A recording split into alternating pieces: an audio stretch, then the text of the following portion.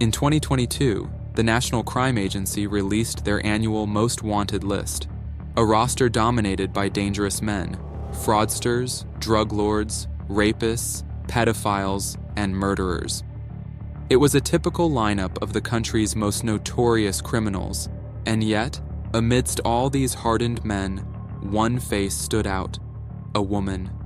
She stared back from the mugshot with stormy blue eyes, a slight, almost imperceptible smile tugging at her lips. This woman was Sarah Panitzke, and by the time she was captured in 2022, she had been Britain's most wanted woman for 7 long years. But who was Sarah Panitzke, and why had her crimes earned her a spot on the NCA's infamous list? Sarah Panitzke's story began in the quiet, affluent village of Esri near Selby, a community where wealth and comfort were commonplace. Raised in a family that epitomized success, Sarah was afforded a life of privilege. Her parents were both successful in their fields, and her upbringing was marked by stability. She had a close-knit family, with a brother and both parents actively involved in her life. Sarah was educated at the prestigious York College for Girls and later attended St. Peter's School, both institutions known for their excellence. Her academic journey didn't stop there. She went on to earn a degree from Manchester Metropolitan University and pursued a master's degree in Barcelona. Her childhood was filled with love and laughter. Sarah's parents even built a bar at the end of their garden, complete with beer taps, a pool table, and a TV, allowing Sarah and her friends a place to socialize. For all appearances, Sarah's life seemed idyllic, filled with promise. However, Sarah's life was upended when she was 19. Her father, a building contractor, found himself at the center of a scandal that would shake the family to its core. It was revealed that he had been acquiring council properties and selling them prematurely for large profits, which led to a formal investigation. The case drew public attention and ultimately resulted in her father's arrest. After being convicted, he was sentenced to 4 years in prison, serving only 2. During this difficult period, Sarah returned home to live with her mother. She made frequent trips between Manchester and York, where her father was imprisoned, disrupting her own academic life in the process. The strain of the situation left its mark on Sarah, and she had to adjust her plans for the future. Following her father's release, Sarah began to rebuild her life. At 25, she left for Barcelona to pursue a master's degree in business management at Pompeu Fabra University. However, as she navigated her academic journey, Sarah found herself veering into much darker territory. She became involved in a sophisticated white-collar crime syndicate that would change the course of her life forever. Along with a network of other criminals from across the UK, Sarah took part in a scheme to exploit the tax system by buying and selling mobile phones with the goal of evading VAT, value-added tax. The scam was elaborate, and the key players in this criminal operation were highly strategic.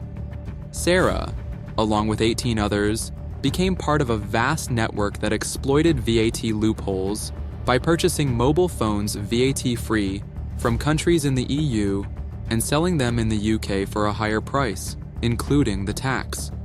The mastermind behind the operation was Geoffrey Johnson, a 78-year-old Scotsman who recruited criminals from various towns and cities across the UK, including Sarah. The fraud scheme was so widespread that it was difficult for authorities to understand how the conspirators were even connected. Some speculated that an undisclosed overseas party had facilitated their communication. The gang's choice of mobile phones as their commodity was not accidental. Phones were small, valuable, and easy to transport, making them the perfect product for evading tax authorities. What made this scam so sophisticated was the ability of the group to create seemingly legitimate businesses with a well-hidden, complex network of operations. For each transaction, they would set up multiple companies, claiming back tax from the public purse. The tax authorities, focusing primarily on paper trails, never suspected the massive fraud taking place beneath the surface. Despite her criminal activities, Sarah's life was one of wealth and comfort. She lived in an upscale apartment in a gated community near Villanova, enjoying views of the Mediterranean Sea and an outdoor swimming pool. She drove a luxury Mercedes CL500 and often visited the resort town of Sages, where she worked at a hotel and tennis academy, appearances of a legitimate life that masked her illicit dealings. She also helped run a business in nearby Canellas with her partner, making money under the guise of legitimate work. Meanwhile, Sarah's network of fraudsters continued to rake in millions through their complex mobile phone scheme.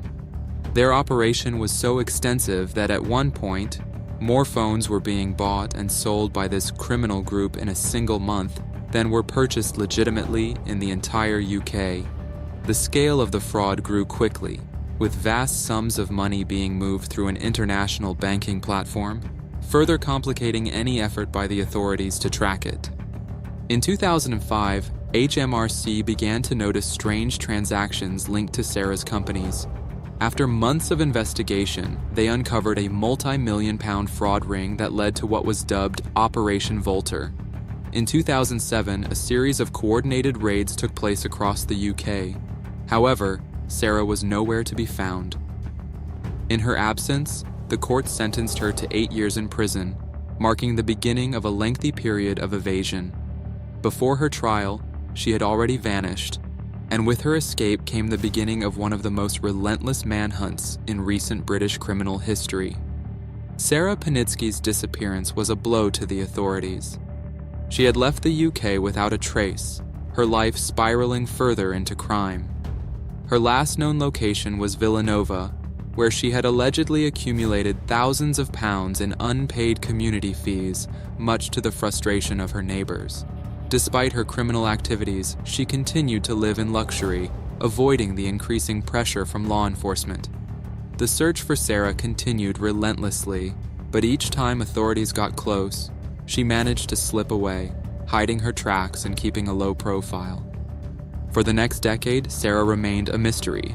Her family was torn apart as they continued to live with the heartbreak of knowing she was evading justice. Her whereabouts remained unknown, and despite numerous appeals from the NCA, no one could offer a clue as to her location. During this time, Sarah's life continued in relative obscurity. She lived in isolated Spanish villages, keeping to herself and slowly losing touch with everyone: her family, her friends, and even her past.